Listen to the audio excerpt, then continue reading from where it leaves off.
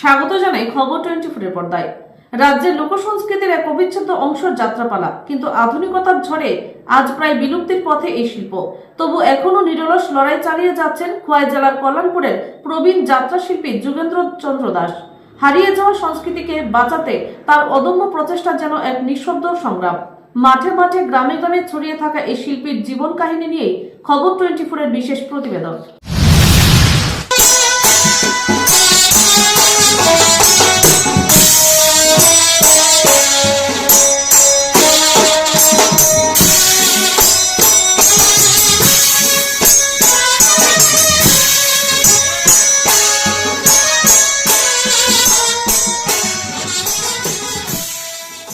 কল্যাণপুর পশ্চিম গিলাতলির রামকুমার ঠাকুর পাড়ার মাটির ঘরেই বাস করেন 63 বছরের প্রবীণ যাত্রা শিল্পী যোগেন্দ্র চন্দ্র দাস।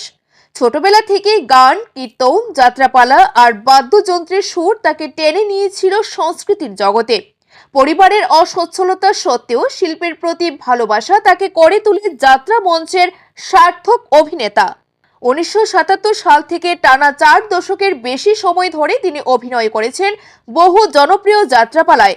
সাগর ভাষা, বিদায় সেলাম, গরিবের আর্তনাদ, নিহত গোলাম, কলঙ্কিনী বধূ, রাজা দেবীদাস, রক্তে রাঙা হাতিয়ার, মাথুরপালা সহ অসংখ্য যাত্রাপালা। সংলাপ বলার অনন্য ভঙ্গি, চরিত্রে আত্মস্থ হওয়ার দক্ষতা তাকে এলাকায় একজন সম্মানিত শিল্পীর আসনে বসিয়েছে। আমার নাম যোগেন্দ্র চন্দ্র দাস, বাড়ি কল্যাণপুর বাজারের সংলগ্ন পশ্চিম গিলাতলি রামকুমার ঠাকুর পাড়াতে আমার বাড়ি। তো ছোটোবেলা থেকেই গান বাজনা, বিভিন্ন যন্ত্রপাতি, বাদ্যযন্ত্রের মাধ্যমে আমার জীবন গড়া। তারপর আমি বিভিন্ন যাত্রা, নাটক, তারপর নাম কীর্তন, মনসামঙ্গল, নিমাই সন্ন্যাস, এগুলোর সঙ্গে আমি সবসময় যুক্ত থাকি। এটা নিয়ে আমার জীবন গড়া। কেন হইলা না আগে সচেতন বাই সমীরণ, কেন হইলা না আগে সচেতন সমীরণ।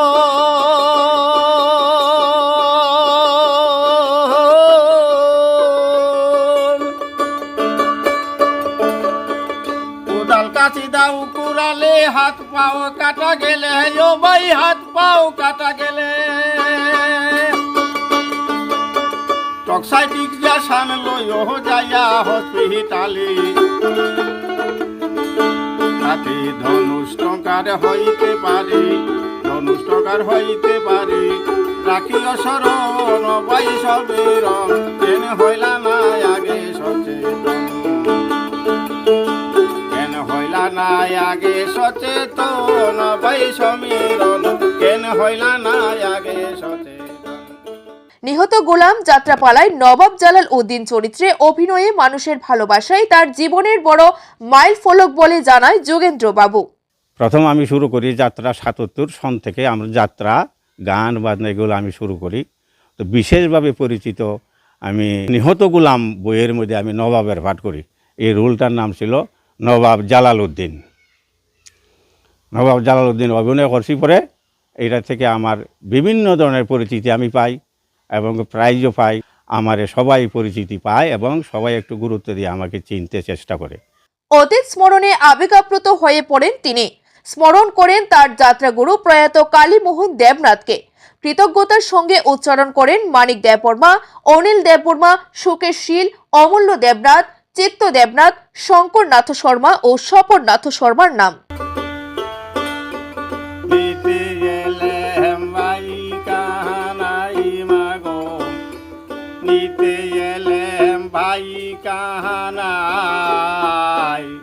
সাজাই দেওয়া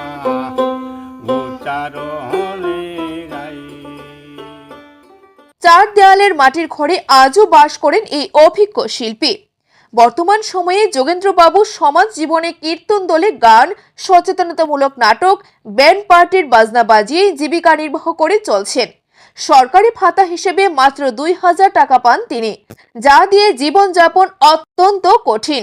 তাই তার একটাই দাবি, শিল্পীরা যেন বাঁচতে পারেন, তবেই তো শিল্প বাঁচবে। বিভিন্ন যাত্রা, নাটক, তারপর নাম কীর্তন, মনসামঙ্গল, নিমাই সন্ন্যাস, আমি এটা নিয়ে ব্যস্ত থাকি সব সময়। এটা আমার নেশা, এটা আমার করতেই লাগে। নেশাটা এখন পেশায় পরিণত হয়েছে। একটু একটু গান বাজনা করলে পরে 1-2 টাকা পাই, এটাই দিয়ে কোনো রকম আমার সংসার চলে। সময়ের সঙ্গে সঙ্গে আধুনিক বিনোদন মাধ্যমের দাপটে যাত্রাপালা ক্রমেই হারিয়ে যাচ্ছে। মঞ্চের কোলাহল আজ নীরব, পালা গানের দিন ফুরিয়ে এসেছে। যাত্রা গান যেন বিলীন হয়ে যেতে বসেছে সময়ের স্রোতে। এখন যে দেখা যাইতেছে যে সমাজের মধ্যে যাত্রা পায় বিলুপ্তির পথে, যাত্রা গান নেই গলি চলে। আগে তো পূজা পার্বণ হইলে সবসময় যাত্রা নাটক এগুলো থাকতো, এখন তো এগুলো নাই। যাত্রা শুধু বিনোদন নয়, এটা আমাদের শিকড়। যতদিন বাঁচি এই শিল্পকে বাঁচিয়ে রাখার চেষ্টা করে যাব। তবু আশা ছাড়েননি যোগেন্দ্র চন্দ্র দাস। তার বিশ্বাস, সমাজ, সরকার আর তরুণ প্রজন্ম যদি এগিয়ে আসে তবে আবার ফিরে আসবে যাত্রাপালার সোনালী যুগ। তো আমরা আবার চাইতাছি আমাদের যে যুব সমাজগুলো আছে, তরুণীরা আছে, এদের মধ্যে এই জিনিসটা যাত্রাটার জাগাইয়া তোলা যায় কিনা। আমরা ইতিমধ্যে একটা উদ্যোগ নিছি এবং তরুণীরাও দিন আমরা ফাইনাল মিটিং করে আমরা আবার যাত্রা গান শুরু করব। তো সবাইকে অনুরোধ রাখবো আমাদের কিছু সাহায্য করার জন্য, আর আমরা যাতে আমরা আবার ঊর্ধ্বতম নিয়ে যেতে পারি, এটাতে আমাদের কামনা এবং আমার ব্যক্তিগত কামনা, যাতে প্রজন্মরা আগামী দিনের মতো যাত্রা নাটক নিয়ে সবাই দেশকে স্বাবলম্বী করতে পারে এবং সংস্কৃতিকে টিকিয়ে রাখতে পারে। একজন শিল্পী বাঁচার লড়াই যেমন ব্যক্তিগত সংগ্রাম, তেমনি সমাজের কাছে এক বড় প্রশ্ন, আমরা কি সত্যি আমাদের শিল্প সংস্কৃতিকে যথেষ্ট সম্মান দিচ্ছি? যোগেন্দ্রচন্দ্র দাসের মতো শিল্পীদের হাতে এখনো আশা বেঁচে আছে, কিন্তু সেই আশাকে টিকিয়ে রাখতে প্রয়োজন আমাদের সকলের উদ্যোগ। আমরা 2000 টাকা ভাতা পাই, শিল্পী ভাতা, কিন্তু 2000 টাকা দিয়ে তো আমাদের সংসার পরিপূরণ করার মতো কোনো সমর্থ নাই। তো সরকার বাহাদুর কাছে অবিরন্তভাবে আমার অনুরোধ থাকবো যে ওনারা যদি আমাদের অন্তত শিল্পী ভাতাটা 5000 টাকা করে দিয়ে দেন, তাহলে আমরা গরিব সমাজের যাত্রা শিল্পীরা, গানের শিল্পীরা আমরা বেঁচে থাকতে পারবো বলে আমার একটা আশা। এই আমি সরকারের কাছে একটা আবেদন জানাচ্ছি।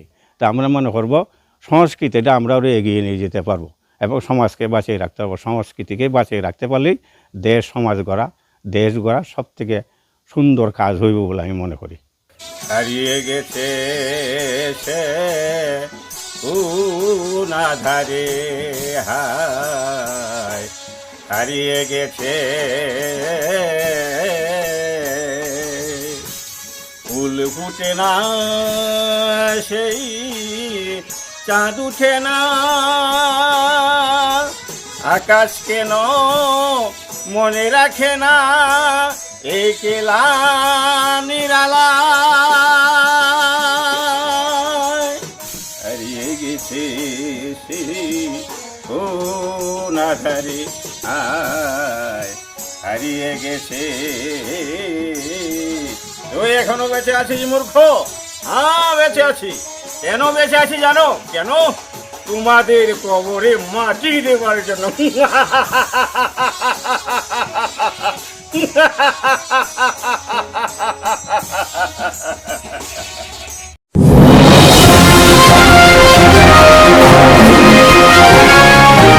খবর 24, সময়ের সাথে আমরা।